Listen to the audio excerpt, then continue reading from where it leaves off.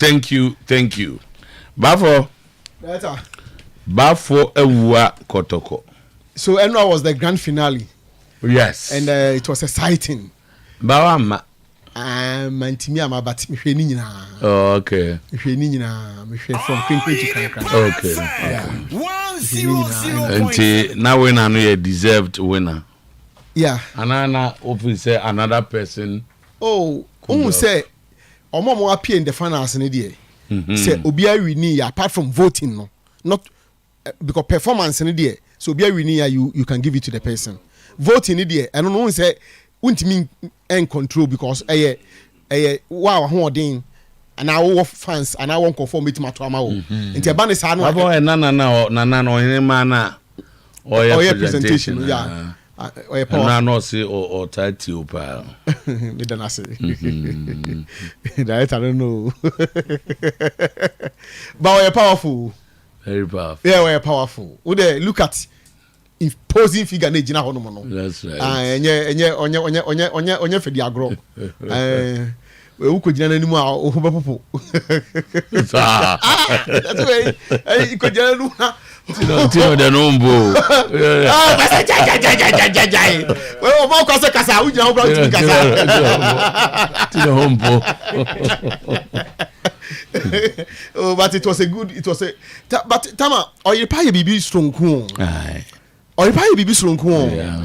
5 years with this successful program and the way it was done. Look at the set now. Omo ye no. Say everything was excellent. And the bad program no. Even here with TV. Ladies no almost say black and yellow near protocol. Protocol for no. Yeah. Back also say no fan. What sorry for mom. I'm free mo side on the buy. And back also no fan me. Aye. Also no wa mu dia won kai no but na me ma me money na neti. 100.7. Only money. I don't know how I get to know you. Baba, my headline you go.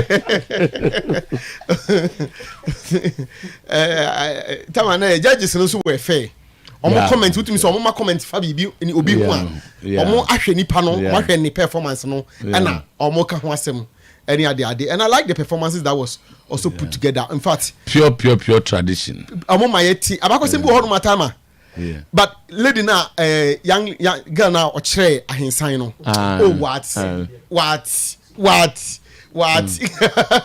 Would you say, I feel now to we will be our pay history, our papa, you enjoyed it, any with tradition.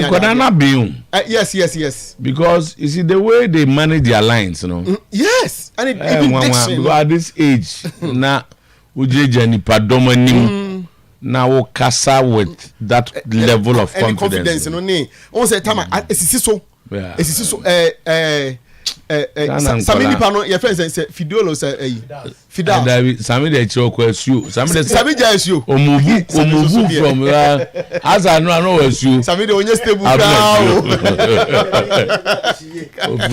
As you was splendid. As you was splendid. Oh yes.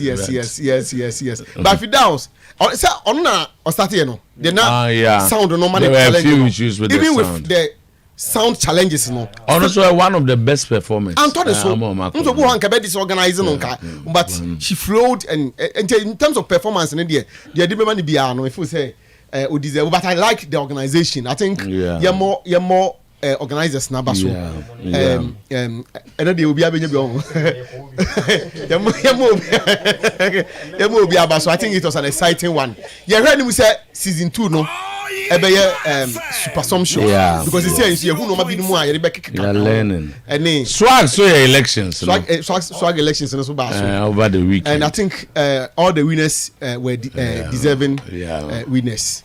A be no man deserve but and you cannot Nana Che lost out, but my good friend to Ghana 111 votes. Nanya bad. Me na me the campaign manager of Kumasi.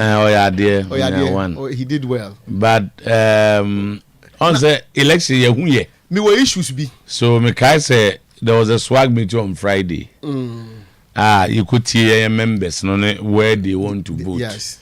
And omo kono and luckily fortunately most of the people are at town they still true. But I think the Evelyn Morris now it was a contest. Evelyn Shockey fans because yeah you really are a blue boy frame and also your percentage na calculate 18 na kay omo akumatina radio sunam or say election we calculate percentages na a valid votes cast sir valid votes yemfa expected votes and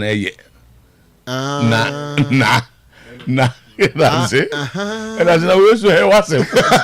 Wonderful. One day okay GFB platforms will better say someone was just work for an election IED asimbi oh yeah why young go can be naga yeah like election that's it now we move go be there no zafu so there were reservations here and there but be assigned why no what reservation I think we there now you can reservation for instance this guy always think OT raise issues and even wrote petition. And that was so you know what happened with the OT issue or trying the petition anyway you know na elections committee na friend say omrana if in an election you have grievances and also near discuss yeah. So I think when you met them na done and no okoye press conference no mo ka chance so your press conference na dia then you can know we have no discussion with you during the man council and met them but meaning what the grievances were but in terms of votes na dia Canada they give a good stretch on say election be I said can I say MB before he Dr. Bawumia Hernandez Ken is the system's more or less Charles's deputy. The system's candidate. On a running administration, most of them were. Who person we use the system's candidate? Oh, okay, system candidate. Oh, no, yes, system candidate. Oh, no, a system's candidate. The Canada, yeah. Where who is the system? The system wanted it, especially Zach. On the eve of the election, the hot contestants, raise issues with the whole process. I'm saying, Big OT is my friend. But it's not the issues you raise, but whether issues now are raised, how go for a faster you city. What were some of the issues? For instance, it's about voters register or say electoral register. No? Yeah, he had issues with the role. He had issues with the timing. Yeah, even the timing that it was released. Yes. Oh, timing that was released. Already a lot of issues are not for say even timing. No, senior. Kind of compilation. Was done. And a whole lot of things. So how was the compilation going to be done? I mean, I say, till edu election omo mogu stand in the toaba secretariat na omo yes ane man na candidate na na go free I'm saying that I adding let's accept adding yes what I say but so the manner the quite fast to abandon there it was very very clear, very transparent. Of course. Transparent how? Very, very transparent. When they send the list, yeah, Ashanti region, on the list, we had no reservation with the list. What I say? Northern region, Eastern region, BA. So, got to abandon apart from the candidate who had an issue with it, no. So, nipa ba ko issue with it. And you know. This I heard by Obiadi I got to about. But who say a gentleman by name Ni as to raise legal issues? I don't know crowd send no candidates and cannot say it's sanity the whole elections can be even annulled. So he could have gone to court and they say that is within his prerogative. What I say? Every people will raise issues. Say me come more Techima. And I'm told my bad. I mean, Southern swag. You're a big institution. And there was a giant screen projector. Media center across the city. And nobody also want you all repo. I mean, what else they could have done? Okay, when you're talking about system, Morris is a vice chairman of swag. Evelyn is an outsider. Evelyn will need administrative position be our swag. But look at the difference. So when incumbent, Evelyn the Ashantis decided to say Evelyn must go. It's not true. It's like on years though. It's not true. Yeah, decided say oh, mommy, it's not true. Mommy told the trick Evelyn has. Evelyn, he stays over Bunaf. Yes. Evelyn, he stayed here and worked here. Evelyn, Oko Western region. What's na ho na ni kunu ye adwuma. It was like Azakes ladies. And on wherever she goes, or mingle with media, even time or ye kotoko board we no kran. He was attending swag meetings. So right from the word Osatin kind more. And you know or you already OT may not be known and I'm Morris won't cry. Baby our boys no more be no. Omunim no. Maybe our Western region they don't know him. And no so ahun akoye more of Greater Accra. So sana yeah say Ashanti bia ni Ashanti to some of Ashanti they say you candidate and omo dey mass. Oh what kasa agbafa manfoti. We met but there's nothing wrong with member yeah decided sir. We met on Friday a day before the election. Ye kase Franklin Overpenia. He's from our region. Yes. On the deputy secretary. Yes. So we are going to vote for Franklin straight away. But after Franklin, no, two na akano, personal decisions. Because now you choose 2 out of the 3. Brenya, Nanache. You know Nanache personally is my boy. Yes. And I tell that lady no free voter region. TNS is all to abanama. Franklin, we are 2 na akano. No, well decided baby abeko but the constant factor because revenue na e dey call treasure no ono post problem and the aka was vice so we asked them say vice no why na ope and we obi akeka na de no then I said so, okay go and vote for whoever you like and the next Ashanti go share baby ka say ye to abama we o mamiti ni bi general secretary deputy Canada didn't Oti. One up with simple. Then the one he realizes Ken was popular. What I say, it's okay. Yeah, maybe the Omunya and Namfo to be uncle to baby apples or two. To be a Ashanti, the Antissa. Babu Emmanuel line meeting on the baby swag. But for quite traveled in a police bus on their way from Tamale to Sunyani after drawing with Karela. Police bus. Bus in the farm was ABC. Nkwentia. Police bus, Kessie. But was it? Like, he picked them from a stadium to their hotel. Police bus. Sunday, I first about a game for bus and to say. No, Sunday, on gas or Muntra Basim. No, I say, bus from the stadium to the hotel. I don't question Quentia. So hotel me to my Quentia. I will get in here. No. Nana Nangaze will turn as in Quentia. Tama. Any Baska Kabi. No, Adam, what is the reason? I want to about draw and one no. I just called this morning. I'm to say almost so many Carolina boy. I don't know the team. I'm to say it was say supporters in charge on the referees. Nana can replace Big Basim. Oh, oh man, can we? That's explanation. I mean, I say almost charge on the referees. On the referees. And players in the no John baby. No, based on if you are police for players. Oh, I'm not. Yes, ma'am. I've spoken to someone from Bofakwa. I say there was no attack on them as a team.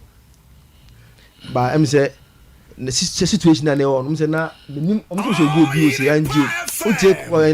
How many go Zach Chini? That's why I never go and pay on say. Uti as my uti, but we just went here.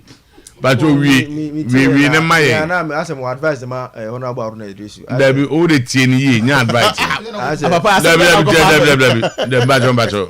Advice, no. As I'm using TV, I'm advice. So, what for you? Kopman has been infected with exquisitis. Ghana don't have strikers and wingers. How do you expect me to score? Tama. But the excusitis in there. So my excuses, baby. Tama. Tama. Brofo Excusitis. Brofo. Ananye. Excusitis. Tama nya account dey we was some cancer like fast. Okay, always afa the phone kra. Phone so eso. Onu kwa ni phone animu fefe. Be ya me ko Google scholar. O de ho na brofo akese. Tama, papa no afi o ma excuses to the dog. If they said I was Ghana nyina na any player obeshegu amayen yo. Ya send some striker man shegu ma blasters. What you has amount? Which your friendly match at 7, 12, 15, 20 now wo she. And that's strikers ni wingers na she say goals no. Onhwe na asem nka ye na Tama asebi ametiti de ehu o. You say one ni technical director na crash you. Arovo no. Hey, wo mienu ntokwa bam. Technical director nso selection fa meche. You know, the abo band there anti board for no any Elvis any one other supporter nso so coordination ko catch ni say the akeka kon there omuntini ni nya adwuma. Anti eno so wo ho no mo a. Ba bonti excusitis no. The aka yeah pronunciation, but there's a word like that. Tell say word wo ho the say pronunciation ni there. Oh yeah. Excusitis. Any pronunciation is saying. And then I say it could be excusitis. I may pay the right pronunciation will be may teach you. Somebody or say is derived from the word excuse. No, okay. It is used to denote the regular behavior of making excuse for every poor performance. So the context, everything is perfect. How about for use it? Perfect. Now, aka pronunciation America. We have learned a new word. On the me na minim. Me sure zena sia sunim. Excusitis no nim dada. Na brembe college ni ntia. Yeah be that. Ti bajo eno pronunciation because on the excusitis it could be excusitis. Say excusitis so. Say excudi and dio. But word in there perfect. Tama. In a referee's day of shame, Porcupine tertiaries destroy chairs. Ohimbenya drives Coca out of the dressing room and hooligans at the display.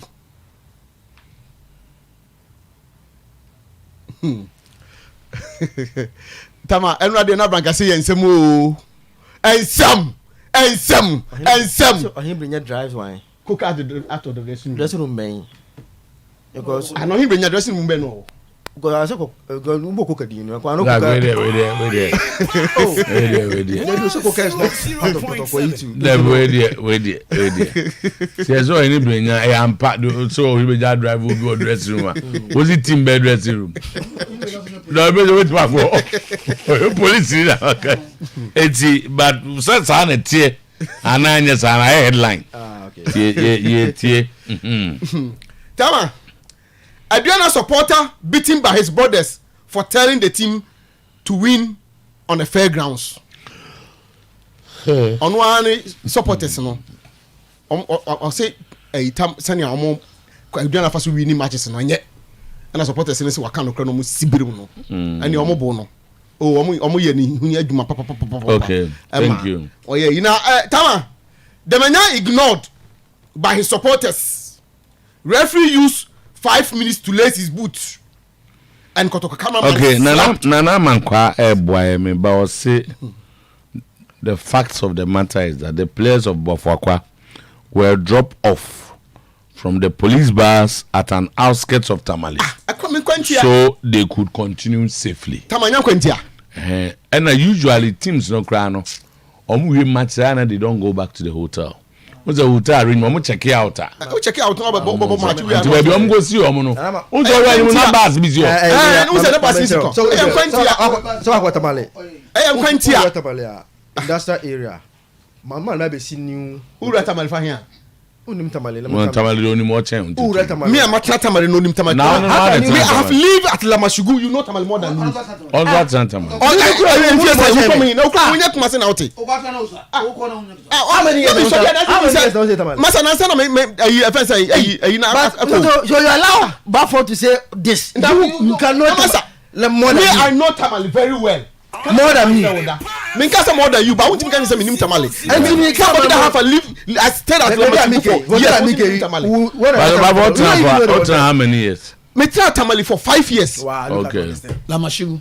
Yeah, I said yeah. What 5 years? So me Obi the bottle Obi time maybe 5 years only more. Tatampo no. The last 15 years, but Obi Joe, that's in the last 15 years,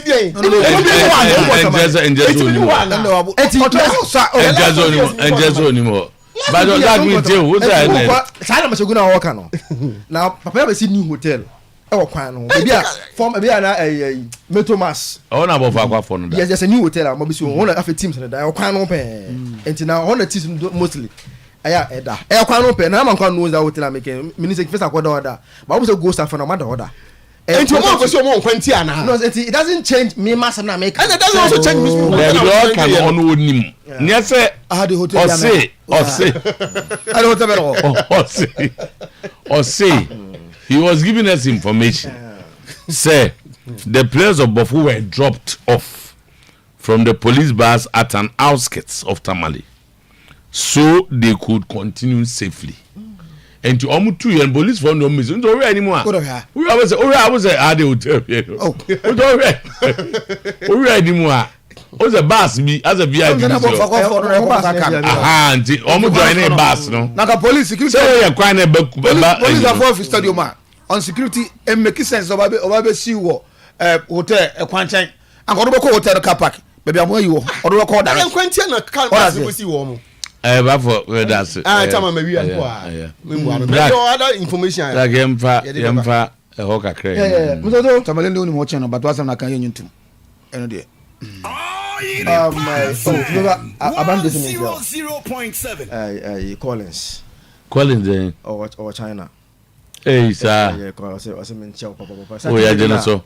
Yeah, should ministry show now or send me say or program. Oh, okay. Now I Ghana near or could be company or China. Hey, while employing Crawford. Oh, company or China? Yes. On Judge as Aqua. Cargo company. Enjoy there. Before China be out of free. Bro fee. Miss Masate go China. Oh, and they say, oh, yeah. Also, eligible. One boss has said, no more. Lamachigu. See how much. Okay. I'm all Lamachigu. I know man kwa go for Obi ko mo ti ate bi mo ten. Obi ko odim. Starting games in Europe over the weekend. Now, once again, after good games in the Premier League, I listened to what's the name Shendijk after Liverpool game. You know, the inconsistency of the English referee once again was about to bear. Giving 2 yellow cards to Ashley Young for the same offense. Konate on the reference Meja Oko. Ko time na Oma wakase Konate nkono na 0-0. Liverpool had advantage after Emma Ashley Young reka, even though national even with 11-11 no dominate, but you see Everton were threatening and Emma Ashley Young reka with the same offense Konate nsuko be a reference on the Janako. And I think the English referee once again their inconsistency. Babo sanete. There's a connector. None of my match be empty. Honestly, we can I think Konate should have given. Okay. Coach, no. Referee Jana was fast on the change, you know. Well, I'm going to do 2 minutes in pool. Referee Jana or you know the matter. We are not doing fast. I think it wasn't a cry. Bon, Mame, Arsenal, my picture was a Chelsea game. No, on Saturday, during our discussion, I said, yeah, I don't see us now winning that game. That was my final prediction after me and I listening now, because I'm say Chelsea will not lose that game at Stamford Bridge. Because to say this is Arsenal when they are building up. I don't know me and say Arsenal will build up in 3-2-5. And so more air build up much more now. Zinchenko moves, then Gabriel no shift ako onom no. Saliba in the middle na White ako corner say one about 3 back. 2 midfielders in defense Declan Rice and Jorginho. That they can in just to go and get more numbers up front. Sending Arsenal about up. But what Chelsea were doing, and they say also more typical number 9. And so almost Arsenal now. So this diagram, Chelsea defended in, I say with the 4 back, and all the 6 in Arsenal will not get a space to play through the middle because Arsenal star no. You see Odegaard, Bones, Jesus, a drop. All those guys are on film for them because so that is where at least they will use to punish it. And if one day they didn't give Arsenal space to use that model to create anything from there. And see, almost block all space, Arsenal struggled. Game night share in a day. Arsenal struggled based on the setup of Chelsea. And see, game, Chelsea created all those decent chances. But have you checked the statistics? Because you believe in the statistics. I've not mentioned stats here. No, I'm only asking a question. Say, Arsenal struggle, that is number 1. Yeah, Mr. Arsenal struggle to break them, pass through. And I'm possession. You have just added it, so that's fine. But in all my analysis, I'm only asking you. What's Arsenal struggled? Yes. Maybe and I've not watched it. Weekend ball maybe. So 1, Arsenal struggled. 2, Chelsea created all the decent chances. Yes. And I'm saying, I checked the stats. The stats do not say this. But no. And so the statistics don't say Arsenal struggled and Chelsea created all the decent chances. And Casa, at least me know I can't and Casa. Oh, Sibia was stars we best supported the whole cana. Obetim the Abba. But me just said the whole can. I was enjoying until okay, Simbia statistics don't support it. This I understand. So just by my statistics. All the best chances in the game. And statistics, for example, statistics will not capture Kupama, Bona, one channel, and capture it wasn't on target. And no, I knew off target, and yet on target and capture. Statistics will not capture Nicolas Jackson chance, no, because it wasn't on target, it wasn't off target. When I capture, but that 2 chances, they are not on target. They keep attacking on target. Bola. How about keep patching on Bono, you buy or corner as he started to dribble and keep on the ball to one shoot. Jackson in a Palmer born or Mambo. They try to dribble and keep on the ball. It is that way in it. Statistics will not capture it as on target and off target. But they were the best 2 chances of the game. Then Kopamane Jackson. So me no all the chances of the game. No, not all baby. Because they say these are a key ones be see here when start and capture, but a see because Bono. So me and fast statistics near you my IBM. Oh yeah. Okay. But you and analyze it as they be send there analyze on. So I'm asking whether statistics of any essence on this show. And they say the whole kind they just say and capture chances, Papa no.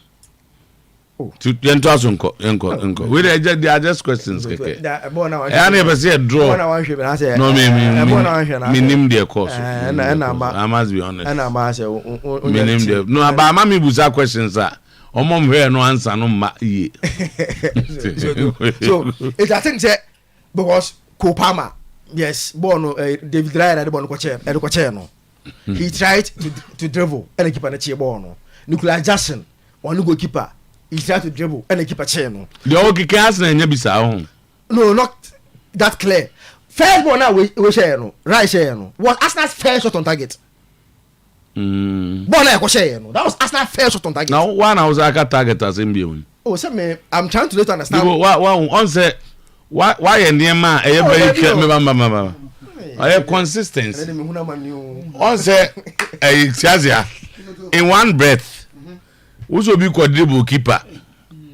Started and capture. But I will say Arsenal 74 as 81 when was the first on target.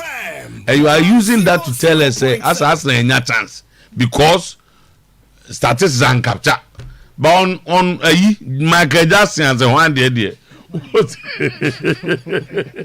On the idea. That also yeah also yeah na ti onim o de ya try fair kakra wo zo beto na bi me fair pa as we dey border dey be as so hwe boss ni o dey o baby mpo be fia so hwe machine na me hwe so hwe ni nyina me nya adaje hwe me hwe ba kokra border Arsenal boy me hwe so Arsenal had more possession but when not threatening Chelsea so one way no they were not threatening them emeka no until the 70 something minutes no na Arsenal bo bia mfa pom so who tell me again no me nti until that minute no na Arsenal bo bia go tie there was Jackson dey okodrebu enji and capture say pom ade ti just say niam bebre si wa yan capture pom entu dey koyan so it is hard to see day that Jackson Chelsea che Arsenal I say omuja say ye jamu na monko because on this day na Chelsea na person on be win game no they grabbed na Chelsea in person on be win yeah you much I now die oh so much Arsenal no jao na Chelsea in person on be win game no how they manage no baby no after Arsenal equalize no after na Chelsea boy person no because within that short minute we on be so be win game no so within that short minute no now so be win game they were closer to losing than winning within that short minute now Chelsea were closer to losing than even getting a draw against Arsenal. But Bona ye share any chance that Chelsea create here. And how Kopama, Jackson and Co. Esquander chances in later my Arsenal by game and I think say later Arsenal bem. Oh say the moment Arsenal share Sanchez said the ball chair Arsenal share now. Arsenal came into the game. That was where you got the Munya equalizer man here fence 2-2. You know, say player there, you give the credit to the player. After that 2-2, in case you have chance, and then make it enough. Let's Chelsea were closer to losing than winning. After Arsenal a chance, be. Oh, say any chance. Oh, say na making. You say me, I'm fair. When I say what to tell my call. Okay. You say when you have me na maker. Arsenal after 2-2, in case you have chance, now you get my 3-2 for Arsenal. Is when you maker. Chelsea created all the decent chances. Oh yeah. Think get ya the decent chance. Say we if anything, we are making go a rush. You find a chance. And I'm work after in football. Yes. Then I give to go. You can write goal. Oh, say in football. Boy, they might be I can make one them. Boy, no, you know, no one or butcher. But some ready. Yeah, the keeper made a mistake, but the player was very intelligent. Oh, that's how I've mentioned that. Was that a gifted goal? As if so, Jina a team. No, Jina, no one. Zach, yeah. So Arsenal only started threatening in terms of chances after Rice a share first goal. That's a good team. Then they came in and Omunya draw. But I think say na a day Chelsea national community game based on match in terms of chances they created and BBA in a work in progress for Chelsea. I think they are showing gradually you know Omunya potential so to the Chelsea team will be a team towards based on how almost set up how mobile and another because I'm say a City team no so to and no more players pound because Bona Kupama Kwana Bono Chelsea. The after says that this boy was not good enough. Okay, where the referee Joe the Brad frame to me. Say baby a unico no. A police barrier at the outskirts of Tamale. Baby a police unico no. O free Tamale barrier na onom go jina. He's a referee and me so said na ko order. As long as I'm a police for Nagusi, I could see Debra. Okay. Yeah, no. You're right, Zach, Fabi Kakas also didn't come. 20. 20. That was what happened in that game. But as my can I'm telling you. We and some move. I watched one of a very good game. I was on zero. The AC Milan. Debut. No, I'm fit and not that. Me rebel make Kagas and me, boy. And then make a company in a very good game until it was all about AC Milan until Felix and Malik Thiaw. That's would you want to say what is our record now? Then even with the record, AC Milan in terms of control, they were still very good. Minim Allegri because even with one man down, AC Milan were still threatening and at least threatening to get a goal. But at least they did the most important thing by getting that goal now, a deflected Krunic. And I mean, this is a substitution that's because in that method, I think that boy Yashin Adli for AC Milan was one Obiano with a one man down, no ye be the more. Randers, yes, energetic, but in terms of opening passes and penetrating Adli was doing better than Randers yesterday. Meaning the entire uniform Krunic be one and first yana bon deflected Edinburgh Juventus. I think the Juve won, but based on how they played, me think that Allegri has a lot of work to do going forward because Ubo say with AC Milan one man down, I say we struggle. No one I say we one man down. A control game now. A very worrying. One in a red card. Malik Thiaw. AC Milan. AC Milan. When you are on 20-something minutes or thereabouts. Oh, okay. Malik Thiaw. Debbie. Jibo. Let's get out. Like one really. Zach in the sea, you. Trust her not yeah. Not the Abasa Bantam. Abasa Bantam. Coach has no kind of. Abbas was it? It's a month when you answer more count. I was there. I'm saying, we had the annual. A Kuyama. I'm someone tanting. But I dare about Kwame Power Abbas from say. Zutu Abbas here, the people kind of cray. And found on it. The Obeka so be to so won't you kind of cray. See, we are say, I dare about Kwame to Nick and Empire and Cray. The Nipa Vibration and Jas and the Crady. Nipa that's an in a special Nipa to do time be on Penocre. This will be a series. Say the other 2 hours in the season the best at Abaskan. Oh, Abaskan. Abaskan for experience. So no, or say street sense. We do not a good weekend and nice games of course. At least after international break. League need the Nyabadia do as we are no, Omuni Kura we are no, Omuni control we are no. Oh my ya, must say. And you are to be BNCB. Yan kakra. Liverpool share Everton 2-0. It wasn't a convincing performance from Liverpool, but in Derby, due to they are the most important. They bet me a grind results, not the outcome because most nana tension they will game in the moment. Ultimate contain the tension one. Now when you victory, a chese or your side and mentally you are tough. Liverpool team need this season. Saturday Nazaki can almost consider a lot of chances and almost consider a lot of goals, which baby nephew say a problem more. But almost answer to Saturday na be a problem. The Liverpool conceding chances, conceding goals, and that answer a branch of friend say Mo Salah. But to himself after scoring 2 goals, a game on board the Merseyside derby. They say Mo Salah has 146 goals in the English Premier League.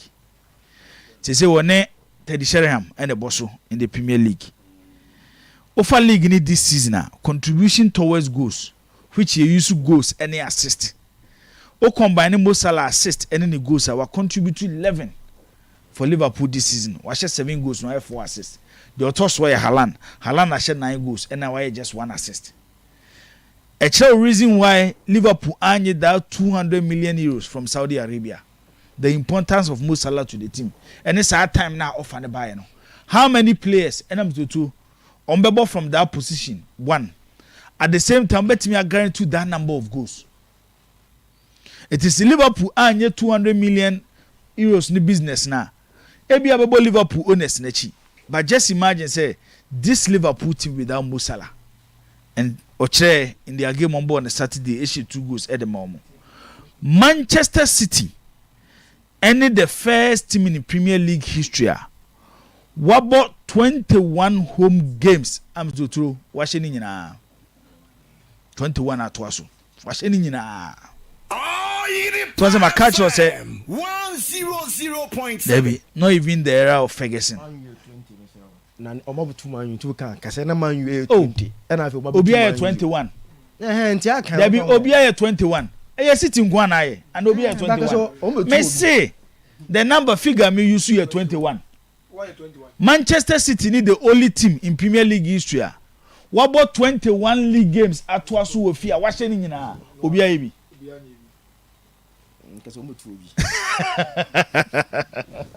The two said be amekase Pep wa ma Premier League in them, but with a short period that we do with Premier League, you know.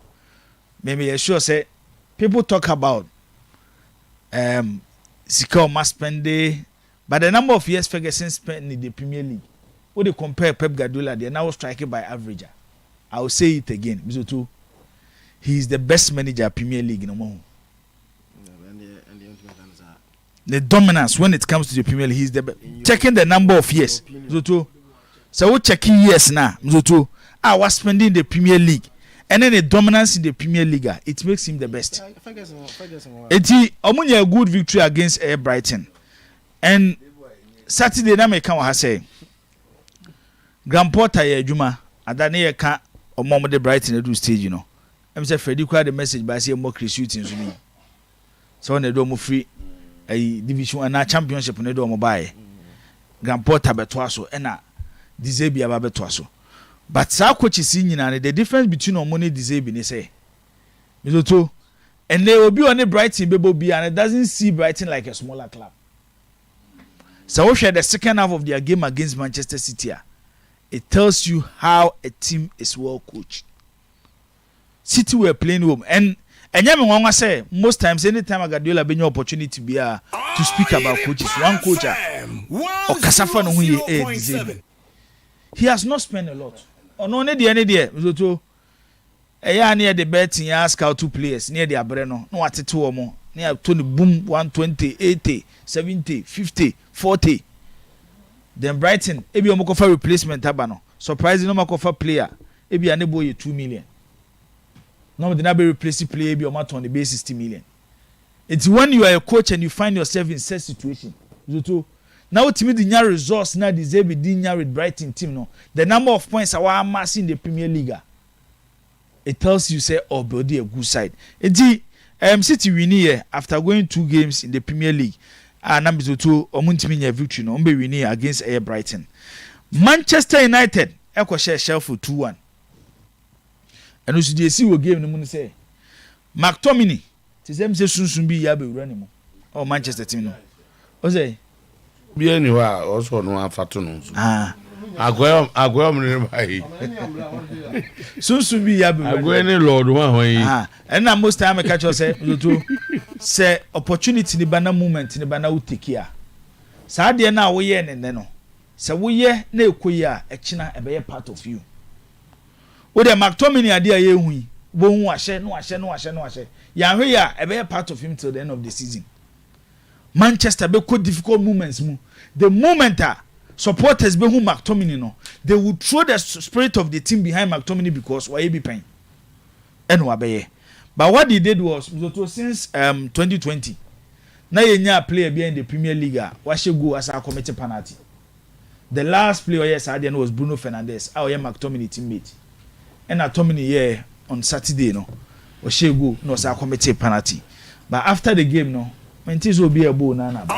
He saved Manchester United. 100.7. He saved Manchester United on numerous occasions. The team still doesn't look convinced because our confidence level of them. They will need to start grinding results and some more free situation. And I think it was good results for club offense and Manchester United. Then the London derby, Bema Boda, Arsenal and Chelsea. The ma yebeka asem we nyina ne say yen share them who Chelsea year this season. And boy Arsenal bought this season to the extent of beating the best team in the Premier League, Manchester City no. Nipa kakra bi na na express Chelsea between a good results against Arsenal team no. But the kind of fight Chelsea put in last Saturday was Stamford Bridge. HSA. One, they are still a big club who can compete with some of the big clubs in the Premier League. Even though Omuni Akadiani nyina umbeti media compete, some akase. The difference between City, Arsenal, any other side of person challenging for the Premier League, Liverpool had a more answer to the City one in a branch offense Mo Salah to Haaland. But when you pick the Arsenal team, number Mekasa Haaland number this season, Arsenal play Biasha 9 goals this season. So Biasha 9, Biasha 7. So Biasha 7. It tells you say, whilst Arsenal any resource no, at crucial moment they will need a player at least. The Premier League in actually recent years no, he can guarantee Arsenal over 20 goals. Enti enu aname hwe West Ham ene Aston Villa game no. Watkins no due to akwane ye player wo. Only Watkins. O ye player wo. Mo fa kakran fa hoye. Only Watkins. Mo fa kakran fa. Ne club anu no. Oh yeah sure. I saw mo aso one to mo back. The club but the way and the movements it end there. When you good midfielders are on your bad there. Arsenal be here on say Italian si prima punta. Jesus. A goal poacher. Boom. Na bone da net. So to sort me chana say. Gabriel Jesus is good, but Gabriel Jesus no ball to ball ne yen de sort me chana say. It is sometimes you need players and as a center forward they will score even ugly goals to grind you results. Me pe how Pochettino set up the team against Arsenal Saturday, especially going without a number 9. You can know him say Arsenal team their strength is their pace. And you need a lot of men in the midfield, a lot of men to defend. Aside the no say boy never count you should be quick in transition. One of the best games are Mikayo Modric abo in Chelsea JC a game no born Saturday no. Na your ball game ni we no me say Arsenal supporters na start someone go for Ramsdale in some other post nim. Sometimes you are not being this guy is making a lot of mistakes. Yes, but he's still better. A drew maybe aya na ye fair to goalkeeper say be aya tag omo say we to omo ye ball playing goalkeepers. Go na Mikayo Modric this year no. Go na Mikayo Modric this year no. Player ni mum na say ball na baso. Nye goalkeeper na say wa commit mistake. From the angle na player ni jina me to say what the 10 players jina wa. Ebia Mikayo Modric +1 and the benya the idea say unso de nani wi goalkeeper no. Yes, now I said the cross ball no. But at the same time, no one say goalkeeper na move because baby na ojina no. Any baby e be difficult say the goalkeeper will be in the goal post. Bo na de wa hwe. Eni se wa hwe. Jani ja. No pay highlight. I like how Chelsea put up a good fight. But then again, Arsenal say they belong in the top 4. Yeah. Even in their worst game no, they try to bring out something. And Sanchez Chomu go back. Then they scored the first goal from Oyerepa. No way true. Oh. O passe. Na say baby no ojina na yidi eni bi. Gatine Sheshni. Ebi eni. No possible ni we no. So possible. Abi no go. Bonnie Betty Declan Rice one. He had all the in fact one baby ojina by go play be a good kick where we shoot the ball into the net. And only say Declan Rice a good kick and no ball na the to net. Said you are not man of the match very 5. Yes, was it Gary Neville? Na me tie baba say you know. I think Chelsea will need a good goalkeeper. Mm-hmm. If they want to be there at the top to compete well, they will need a very good goalkeeper. Sanchez, the best he can do, be a second choice goalkeeper ever Chelsea. Because in Kakebi wa La Liga and Real Madrid ball 1-1 against Sevilla. They see what game no money say. Reason why Obi said Danny Cabaya is to Yanre and the football career will end. We will only talk about him as a squad member, but not as one of the best right backs to grace the game. Banka Cabaya, boy, what born to Real Madrid the last 6-7 years. And then the generation, he should be among the top 3. And they say, sɛ Liverpool for the Arnold twampo a ɔmo say Arnold ma assist otimi hye goal near the Arnold the twampo a nti yɛkwa akɔka sa Arnold kwa yɛ ade kyɛn Kavaya media me no ɔmo nya adwene de but that is the stance of Liverpool supporters. Kavaya any right back or Tama Real Madrid goes Mizototie. The last time he scored a goal for Real Madrid 784 days before game no more born on Saturday no. Now we share go man Real Madrid. But he's an attacking right back. But anytime Ubia Kavaya be positioner, if you want the chance to score no, he would rather prefer so be fidi ni play another ball not to dance Kavaya Babache. But I still feel based on the success Awenya as a right back no, he's among the best right backs Awenya. Then an own goal from David Alaba. Madrid normal 94 games. Awabra Omonsha Omo and Alaba be yes no. Sevilla put up a good fight and just some few minutes to end the game. The name was Sergio Ramos. He nearly won the game for Sevilla. Madrid this season, Mizoto, are unbeaten in the Spanish La Liga. Next week, El Clasico. In Tibehu Baby a league in the Ejina. One club Ocho Nidin this season in the Spanish La Liga. Ye nim baby omode omo story ne beko akusi. But time where they enjoy mo Girona. Omo chi Amaria no mo show mo 5-2. Amaria for repeated record I see 1962-1963.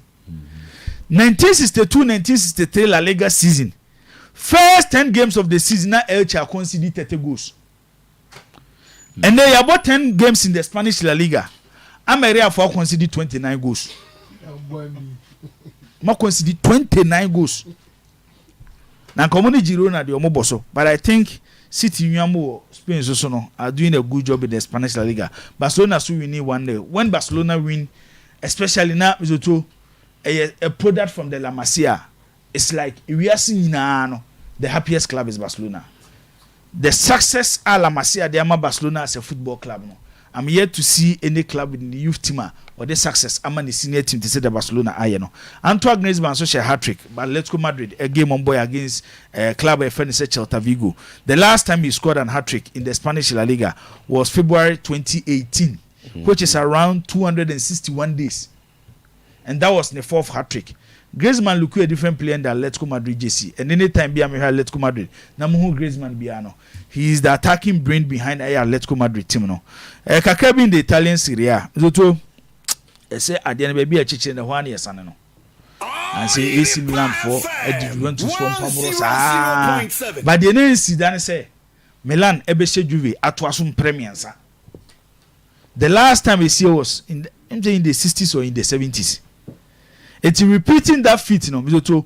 Oh yeah, there history. A historic Mizoto. There is a spirit behind it. Now, say a drew 6 match. Kase Daniel Ghana Independence Day. I am bibi. Say, I'm say and there Dr. Kwame Nkrumah birthday, and I say near Independence. Say 2 maybe cross Adanim. Eti at the end of friend say history, no. Oh, abakosema don't throw it away. Obia wa abakosem bia especially a positive no. There is a spirit behind it. Soon be the actually. All right. Eti Milan epe omo third consecutive victory against Juventus no. Then Locatelli and the best says ade no. Na me to anwasem ni say hwe date ni mi no. Bo ho. Eno game no mo ball no October 22, 2023. The last time Milan na omo so akọ sa 3 games omo ntimi je Juventus. Time omo je Juventus e Locatelli ya we Milan youth product. Then so October 22, 2014. Ti October 22 ni na toye. And then no be share Milan a deflection pa na she ho. There's a key token and I keep on saying say Milan second half substitution by Stefano Pioli and of course say Milan especially. So game Bona will do that moment now. Juventus is a defensive side and Allegri will never change his mindset on how a person is teamable. So we share quite a record never so by now and yet different from how Inter Milan they share AC Milan. And so to me, you know, I never quite how many say offer Milan 2 center backs now. Do you Pacey? Tomori. Offer Juve front 2 no more boy na Cardios Milik any more skinner. Do you Pacey? Branch your friend is more skin. So say Malik Tia already record no. Now branch your friend say Malik Tia I committee about 3 fouls on my skin because of the pace. It's other na Juve attack 2 attackers no. The only pace Tomori na mark na the whole pace Malik Tia na mark no. and then they see what Milan Inter Milan game no. Aye. And eventually Juventus won the game, even though it was not a convincing performance. But it's a league. Omanya 3 points. Oma close to the gap against top teams in the league. This is no more advantage because Oshe teams no more competing for the Scudetto now. Juventus nkwa any European commitment. Okay. Nti a advantage for club offense Juventus. But I say no be say prediction Fiorentina no one but Empoli. Yeah, Fiorentina will win. Fiorentina will win. One coach. Italy there, a home of producing coaches, and I'm not sure there is any country where as well producing coaches better than Italy. No country. No country. Madrid are not unbeaten. No. Yeah, Madrid. Yeah. Let's go show. Yeah. It's Barca who are rather unbeaten. Yeah. Okay. You say. Okay, we say boy France. I knew. I knew Dibo will eventually blame purely for that loss. Okay. I will be your name as it's all London. Or her program no London. Okay, my club. Yeah, more and we try or in a live or London we try. Then they are more London. I will be on thank God. Okay. Say Oswago come. Andy Derry say Zakito. Say Arsenal do kabia kana obesu tia. Sebia. When now why you? Also when yes kabi obesu di tia. When now why you? But Kwame Beka said it was Arsenal's worst performance of the Premier League so far. But the good thing about this Arsenal is that you can beat us even in our worst moments. This speaks volumes of the team called the Arsenal. Okay. Question. Captain, I bet you know Monza so almost disappointed. Time Obi catch edit me say Monza and Roma. Me go be na Roma say. Na so be catch me. So what so yes, Mami say by wishing my third born abana fusia boatin sechi. Happy birthday and then I would and then abana 10 years so too. Nti Mami and then ase na me wishing well. Unfortunately we did a special one. We are a special one. Me back. We are the special. I'm not. One lose voice kakra. Nti ane dia cheme. You can do was full of activities. Especially fun on take everything. Miku mija mi former chairman kwan. And former chairman SD the Taylor for yeah and on ejano kwan na busan yezi nti ye nyina na mo ye no mo anya no kwan ra ye jano ni e body no ada isi no so say o mo tete ya wada there be Sunday na no bia ejano kwan so sie no no isi no and atwa ba ye bibia wodi chem so ba Saturday na mo akoma dan getting to touch my hono isa nti no na nam kwan no so ana wo matizo na ukatachima nimo kwa kumada si akosa anywhere TV director yes nti okay and member kumada so no to ni adata no okay so to ndino and affect my voice kakranti ye vanche me and ma ke mu die na was affect your voice Debi na no ango kasa na anye dey yo to sa me ya dey was oluzu me bra se me bia you go go me out me baby it affect me voice now you don't have so the chairman of a co make us you okay give me club chairman I'm no chairman chairman who needs ka one akoba eska for you go give it eska for chairman mo suma you pop there munye we mu fa we na artifact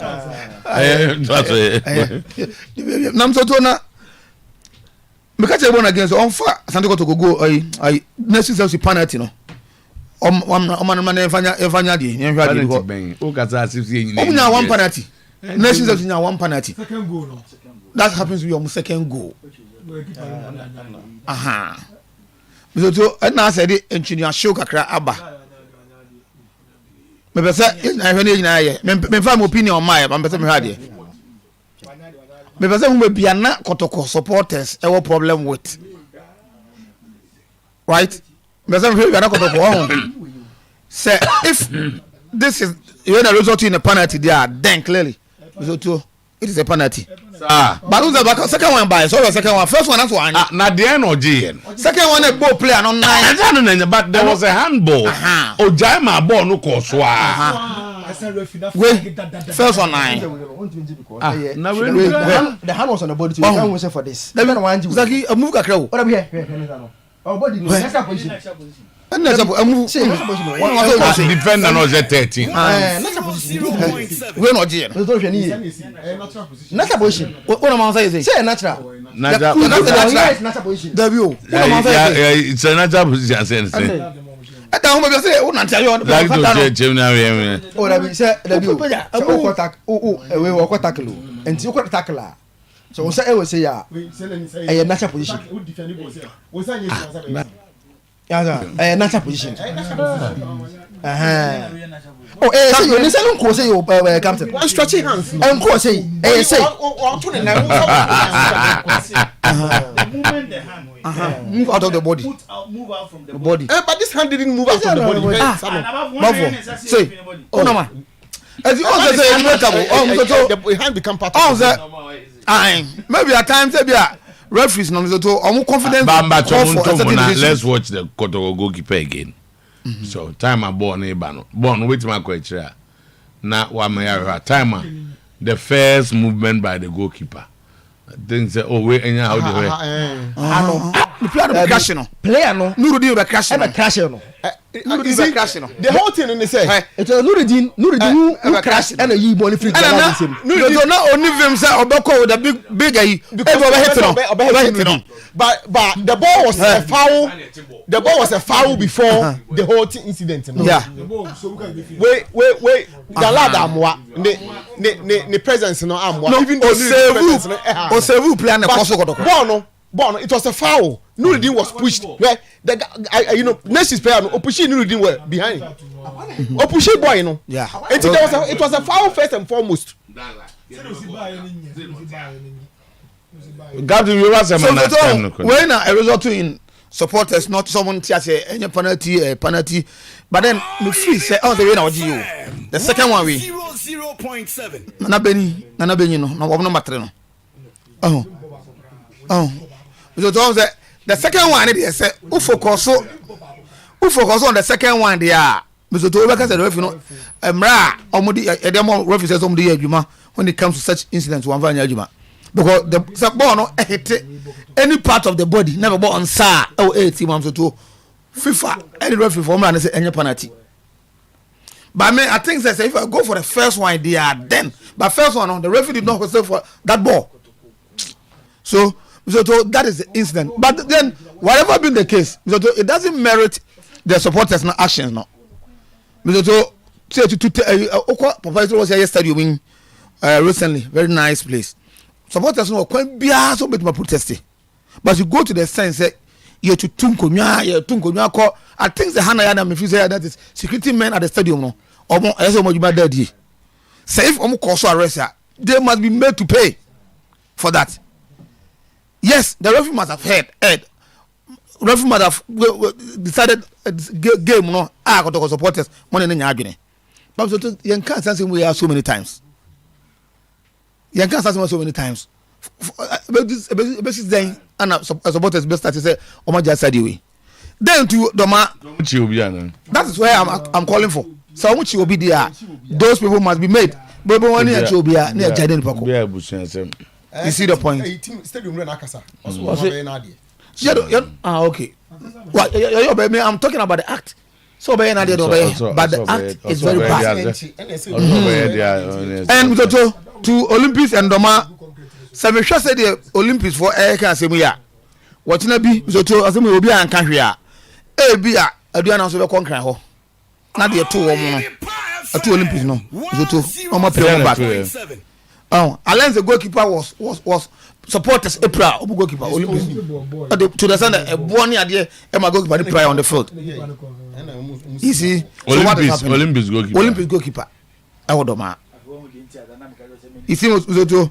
As Jacoba say you expect Omu general manager, what's the name? Tendanom to come out and speak like they were doing against Asante Kotoko. Quickly, in fact, track away no easy to buy now. What did you him? Said the other time now we cannot not straight. Now you were trying to know. Yes, you are sprinkling Mojagu for buy us for stadium. We such chance animal. Is it a point? So I think they do say, oh, me problem they say all these things because yeah, make you arrest. Police no enya humbe you money.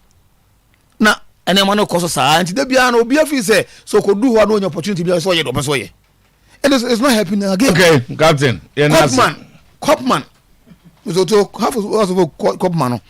Management nyam to no starting to supporters no. Every at this time enya message ye be. But they have to talk to omo partners. No mo hu say so to am say akorom de bro mo no. Adwumana no ebia wa bre. Because and they have stand there asem no. Anya to house of folk nko a yakwa wakwaba say Ghana nyina. By we bo league should go. Ghana nyina some on the boy you know. Ombo ho mo she. And no edu second of nation some you 2 strikers one na. Yes. And nothing I do buy as a coach. What can you do? Uko pre-season what second division is go for ya. I enjoy so house of folk ever explode. Who started season I'm so getting serious.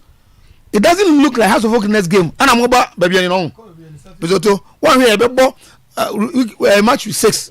That's still House of Oak because baby, you know, for baby to beat House of Oak, no. So percentage in higher than say House of Oak with your draw. So very dangerous. And I think the coaches no say they the STS Cup man and the director and the issue. So the House of Oak board is almost set up. Okay,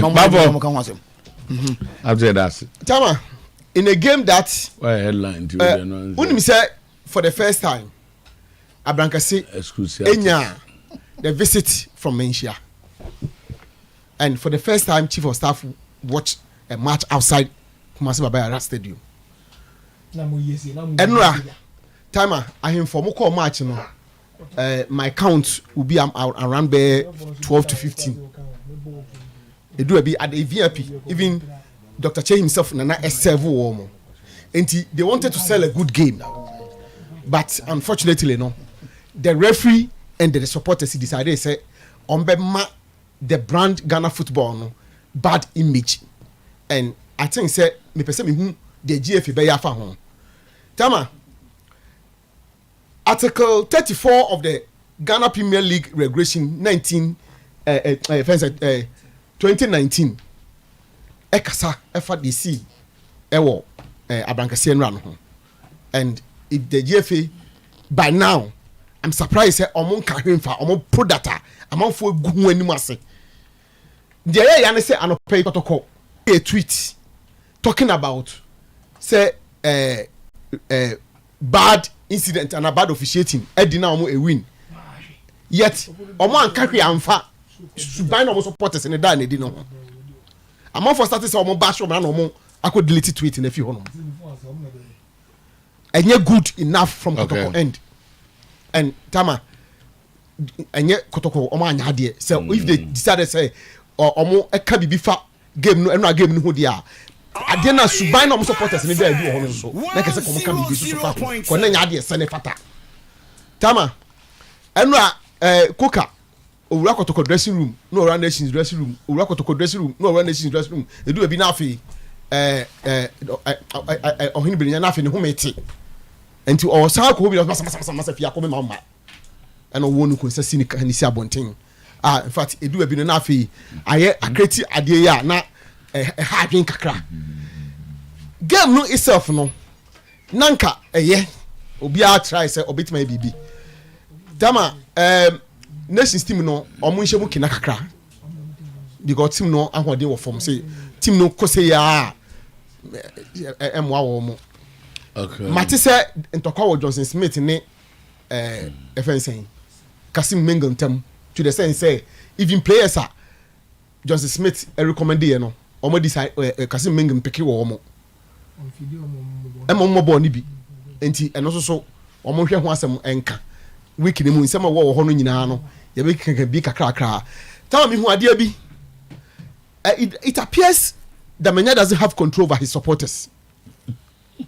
because okoye ko mamu ano I copy me say just ogun ko ka ho ko bi ansa na e kire yi ono so di e kire ko ya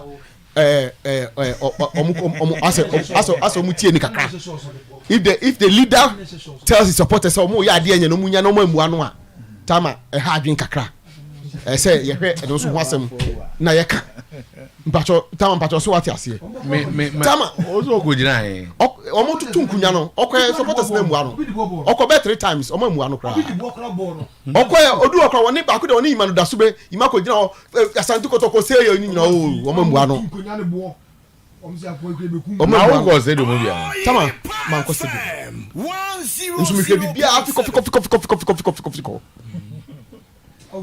na be akoko jubilate ye ya omu si ni suma isa amadu jiga ya nkoko ni so se me hu ye be ko ne de be akoko se o kan kotoko ayi social media team ni ho omu wi ni sum tura no atutu isa amadu jiga ya so okọ ho mo ama na nya asem ketwa me hu ye me hu bibia de course bia ho no bia me mani twetwem vivid I saw mani twetwem a me hu bibia pepepepe enti abakase nsem ni de abakase nsem ni de nya na ne beka ni nyina because se bi ho ya tete e besa de beka bia beka ho ebi o krampo no a meba wo chafo a because ebi is sensitive but need to be spoken about it be ba wo chafo na ma me kwan ye ni gwa so kan no wajai senkofa ebiama tama we nuanom the Ghana Football Association ewo eson kese asam kese na beto mo so no because the yefi ase ehunu no so hu akwa mo fa so o mo de ko to o ma ba no ehun so na yefi ase bank tinkiti no because obi anu say football authority ni timi nyomu hui tama enu as say police for ene ma bofakwa for so tama bofakwa say anam ne ye ka no bofakwa for tim na ye ko asam ye bofakwa o enu o ma ko tamalina ye the police car afọ mo de mo dwane saa be di kwanti ansa na o ma to mba asa ko team ben the board division 1 na omune R2 tokwasi ye we nya R2 macho pacho bofakwa tama bofakwa asam na ye ka ne saa na ase ade chi no pay bi bata bofakwa ne bi enu no wo mba wo na wo ye we ya tama asa ade chi asa Ghana ha ya hwe ni din se asa sem bia nsi ye no enti GF wasam kese pa da ho no mo okay Olympics for the come warning say Ebiana for Baba to one kind because almost Steven go keeper 0.7 kotokom ye won enyo na aka better ne ko wa fo ye ni wie ni enko tama weekend there and some CC no okay efe no I'm surprised say minimum so issue statement now because by now anywhere say a proper football there banana the FA should have spoken to issues like CC here okay mamne we quick na memra jibo ne ona abas na dem ye so say bibia be fine because me can shine your eye no abas me no na edi djuma ebom jiwe so onga say pick 25 wrappers of onga shim tablet na add 5 dia eniema no a echichire onga ho so nya mako 25 na dem campaign no local street sense na afi wo de onga sim tablet no so ho no 5 na afi no ano ko no de ko ba bia wo se wo de ko on say something where you be instructed to and you instantly win a gift okay almost 1 million Ghana cedis washing machine deep freezer and the cake ho you follow you are there omo ye rapper unya rapper na ndu to afesi na dia wo ha unya 25 anu akọ dey me na mu bi obi atone dey atoko dey be be so omo tono na mfa am go we for all right so October breast cancer awareness month on the 28th of October and Oyerepa and afi Oyerepa ne Konvanochi ye walk from the Central Police Station through Asafo near Ndi Okuma City Mall, where free skinning will be held. Konvanoche for say, or maybe I will Branberry or no foam, se bibia ni wa na ukọ bibi wa na aboa mu adro frɛ 0243555643 0243555643 na afi eno ano yenko enti Zach mama yen jump ni mesin go say but ofru ba no ape Access Bank Access Bank right savings no asem ne kan onya Access Bank for Visa card no anofra uditua ubitua 70% 30% and their chonti more than banking but more than Access Bank ona any omunko di juma kama this week and Lord Kenya asas here but beto aso this week na bibia cause that yen crack them ko 11:44. I think yen condemn that the subina that's supposed to crazy no modernity or abrankes no it wasn't fine at all and yes my papa na I've listened to material. I'm not penalty and penalty no mbofu ana. Yeah some of them complain say there was a first foul on Kotoko player and a lot of issues no more but even pono say your penalty you unni any right some you go to akonya unni that right some go kwesa there no yes my papa di no mokoi so and yes my papa no mokoi na I think say this morning ma hu say metie ma hu odio bi a mete the committee or kasa about the incident na or say BBNC go to go japade na o ma say o japade nti BBNC okay nti o ma ade no ma be say o ma ade nti o mo hwe no ma say o ma ade o say hwan mo ade o say ko to na stadium no ma say o sa okay me metie no pe ya say oh fine ko to na stadium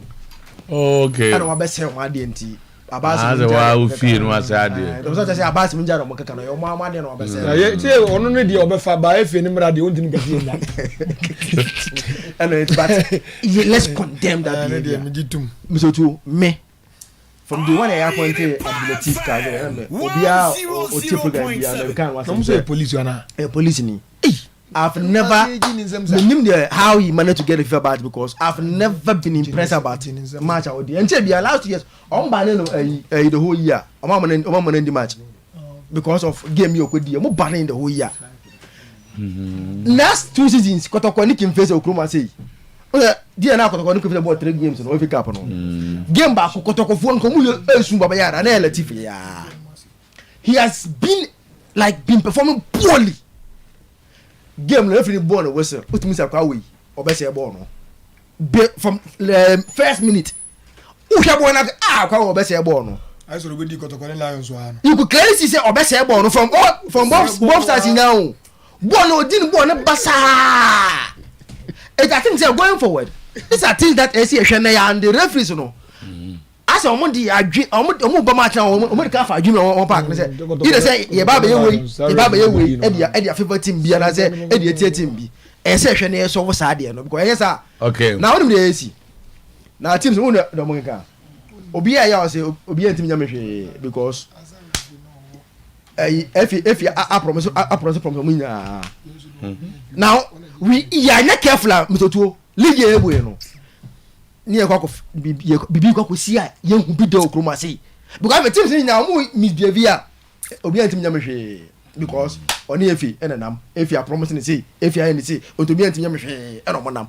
and sad to mine na yekoto abana efi no ket mu ko ne nam wo ko hye boko twan truck tete clubs ni yan wayi no ehun so ne yenye because class na first untouchable because they are the friends of the FA. I think say enyesu papa. Enti to every na ekwe no ye back ye na ya kasa mebre but Mark Cookman small can 0.7 yeah asma ya ka wa si o ba am say o ebroni ne resource na nkonyi ma sintina ase nkofo so pa no one me to now I've watched football very well boys no mo je ball na now I say esema coach e be kan ayi coach fencing UK fencing Freddy Ebeka no say no and esi ebo mo ye there is no technical e bia boys no enyini a ball no ero oje ball na baby so pass on pass mo baby so pass no watwe baby e so watwe no pass eti we have problem from scratch your wingers how many wingers say go zibo right exactly me even swear eti o de 70% eti o de menya my project no my year me more records about me by ochina kon me more your league no for 3 years okay the number of goals and wingers have scored in the league okay and zibo and then you and me know say football who the team no wingers in say go you can't function but no more defend it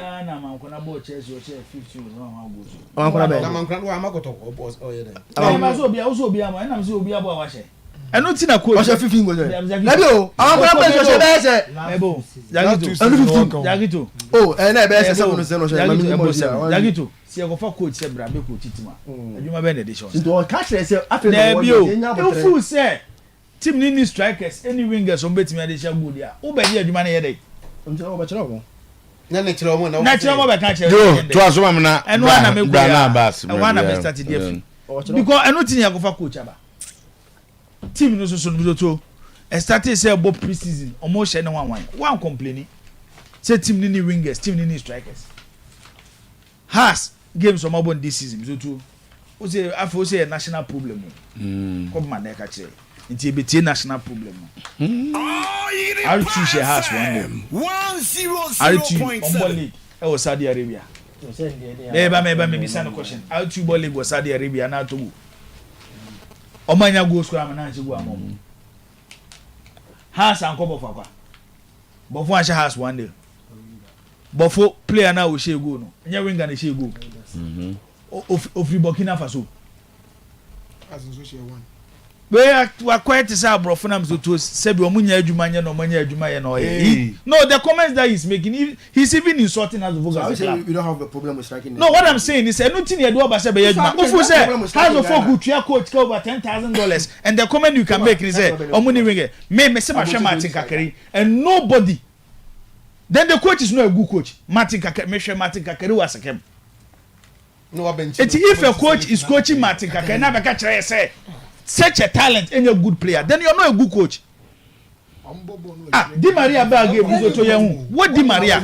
Watch the passes. How was starting so open up summer testing no? The team is has a Dreams FC game no. And I'm say tactical the house of folk team is poor. And yet team well coach. You don't see the handwork of a coach. Star now Dreams FC has the ball and one at Saturday summer test you see here. And one say get ready and pick the first boss. Asa. Who pick first boss na has team no go no. Then coach who here instead of accepting say tactically the your how we design team was bad. No say it's a general problem. Don't you have that problem? Other teams are scoring. And I'm saying other teams are scoring. There are teams who winning home. To say their house about draw home no. Eti me omo ball game new year Saturday na me say supporters next year call for board na nyam nwa you na nyam nwa go for board yes how supporters any abre o must start the course to come company for say bo eso mo for board you coach we there the kind of excuses that o making no it doesn't look like a coach obebo has for this season okay season here early until say has to be o munya tentem na one for man for so Kotoko Nations FC game no mo boy no so too say me fa Kotoko team na that was their best game this season. That tactically that was their best game. And I think Dr. Prosper Natogum enya bibia perfect from the start of the game till the end of the game. And yeme nwa say there are reports we need to say after the game no ne real way. Because say me share ball na Kotoko ball na nra na uye coach na unya selection right unya substitution right how are we instruct two players unya ni nyina right na mizoto unya set result especially time na penalty by na orebe ho. There were some negatives but the positives no overshadow negatives no on say so what Kotoko midfield na mizoto in team Makase I don't know ebia ejuma na ye de man no ye overload na ejuma no he is more like a destroyer than a good passer. It is such players no who omo team da bia and you get a good passer closer to them oje ball na no pass ball ntem na waje na home because omo a lot of defensive work but Osha how Kotoko set up this Kotoko more like a 4-2-3-1 system team be able in a 4-2-3-1 system, so you will need the balance. But also amount for Dean figure at him. Yes, he's having a bad season. But based on Kotoko system, no more use no. So all the coaches 3, Eko Kotoko, including Dr. Prosper Natogum, number one in the 4-2-3-1 system.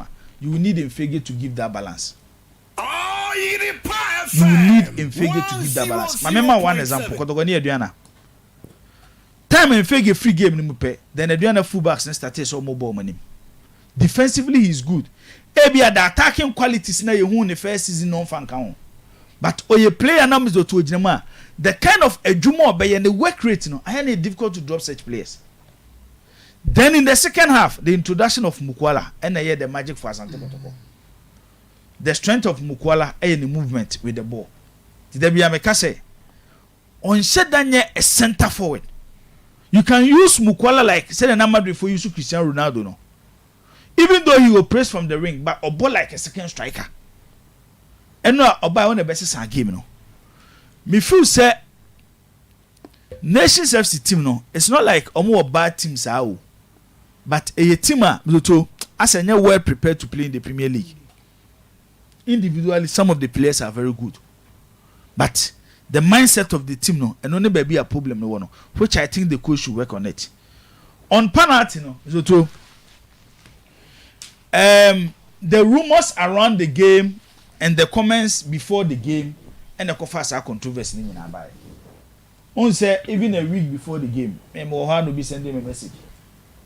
Sekotokone Nations come off his game. Obi peso obi timu, obi peso yesi. It started raising tension. Then bam on Wednesday, pictures, videos out at the Nations FC 18 over at Sports Stadium. It's a mass supporters not no. Eko CB before Froso. The penalty incident, I'm to Kofa Kunya to Oba no. Minim emudia ref in the J. But the first one, it was a clear penalty. So referee whistle for the second one, then born and answer the born inside. It's the only person who can judge how much a penalty to coordinate the 0.7. Hanya no nyawo sele. Because hanya wa mo hwese. Hanya wa mo hwese. I am crying the Russian no. Players no. Nations players no Russian man say no always no. Referee no. Na referee the referee no. Matio, omu yusu gadget omu yusu. Omu yusu gadget. Na last man na share da. Say always so for first one na. Flag da. Always so for first one na. It's a One penalty. na G, any referee na G. But always so for second one there. There's a referee one who push me. One na G. After the incident, Wa who foul. Ubetimi express so That's a referee wa who foul nansa. Said the Russian referee disallowed out of lines what they were. Oh, Dr. Kwame Chase Sports Stadium. One na G. Not in that way. Yeah, this season, Heart of Lions be shake. Can you go ah? Say some referee disallowed here. Can you go? Omu ye no ko din, ye ne ko job ko si Joso Besia. So tell me say. Referees will make mistakes and sometimes movement the incidents say around the game no, it will go fast anyo man ba. But seriously, Enra they got supporters here was shameful. Everyone say up to this stage the club National Circles Council Obi antimi for release bi am about the act of the supporters. I always say we say protocol alternate venue you Abrankasi just imagine so mutu nkonya ni nyina wie na club licensing board ne say Abrankasi qualify say be Osu Kotoko games of Premier League na. Okay. Now omo ye ne dey. I think management should come out with a release. Some catch or say team toward this season. Some catch say in Swaterman. Work them very well in Swaterman. Team to watch this season. Abasenko no. So we Eddie can whether bias. So we Saturday the original chairman na Okwa akọhẹ ball ni. Konya accident e wọ so. Oh. Ya na just na nyasem ketu akra wo kira na ani nyan. Che ka ni shia na driver say there be. Ele shia ka we dia. 0.7. Ti fa nguram ze na anwea gu na furu ti bufa so be mi no asem yensa. Ti according to ono kra me friend na just hospital ni pe kamu hospital na nyas na ni nyan. Driver de onse ni insane de ni sabu bu be se 3. Ka de nja. Ja yembesi bodin ka ne de bi adwuma ko bodin ana akoye ha na akoye asem. Enti de si ye no nyame adom de nyame pa bia na oye. nti waba bɛka yɛn nsa ɛwofie nti obi a ɔtie bia no regional chairman regional chairman nyame aboa me ho pictures no yeso o sa to aso go hebo zakɔ akra zakɔ me ba cha anopai Madam Evelyn Siasare. Yeah. The new vice president of Sports Writers Vice chairman. Vice chairman, yes, Sports Writers Association. What's more for president in show? Yeah, constitution is yeah, once sano. Or say men fair fidiation na me na wase. For a good work done. And a mass woman here. There be me to a politics near you. So to the mention say. There was a for me as a next year short mommy so dey be about that short one it is already the American Evelyn also yes we dem peta mo no nyame metam it the American say so we house ya we and dey beka ho ase when the news for neighbor nyame adom a me coach Jesus strikers the chroma ba ampa strikers say nyina tena ka say engineer dey na ba no ntiso no nim say aka ma ne ma onya be na can be the strikers one anti odi obeti ogitum so obeti ma ya dia janka se me ka bi mi nkwaji ntumu ba agitum so obeti ma ya janka no Abraham Kasimi ko bi so we ade bi start ya so na all they can find e fa me ho pa Ghana League emra ba ko ne ade bo omo start ade ne ntem no mo to pure water after pure water no mo to plastic one both side kotokoni omo mi nyina neto pure water ne say no mo to anka eto ama ye panka kura di ni enya bi ho omutu anka ni wiye ya no omu wiye ya no nkonya tutu oba tama eti ye enya jeje wa ka de wiye ti ye wiye de kan say ade na omu ye no e very person ade ni start time ni poku wu ansa na mo take decision na okay akira mi jase tama ene ye wa unipa ai eti ye kan say supporters no ye ti no mbo board ya se bi start ya omu yo so mbo sia no kwai how so ye wi a wo de so ko ye kan say ye wi so ti wo be kasem House of Folk supporters nyame adoma Saturday ye be ko ba bi ani no ye ka champion for say ba bi house direction na nyen direction no omo tutu ni ama ye na House of Folk dimi ko anka ye wi nti papa yanzu we pressure kasa o takrade ene ye birthday Oyerepa FM ni e de ka se ba we na mo ni wi ase ni na bramo